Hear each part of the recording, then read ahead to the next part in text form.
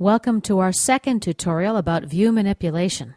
To show or hide the view cube in your current document, you can click on the cube icon. The view cube can be dragged to manipulate a part's position, as we described in our previous tutorial. We can also reset the front view. Let's say we want this view to be our front view.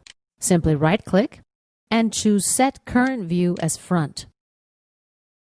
The part orientation doesn't have to be parallel to any of the planes. Right-click, Set as Front View. We've also got the option to set a home view. Right-click, Set Current View as Home. We can choose between these two options, Fixed Distance or Fit to View. Let's choose Fixed Distance.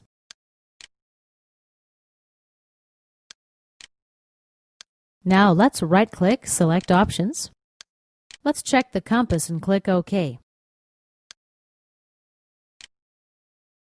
Now I'm able to drag the compass and thus rotate the view.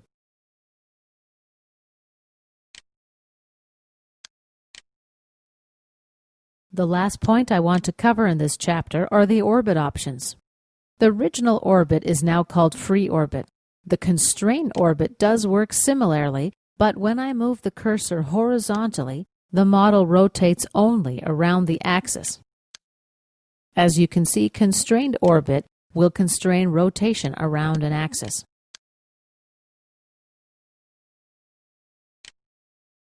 And this concludes our second tutorial about view manipulation.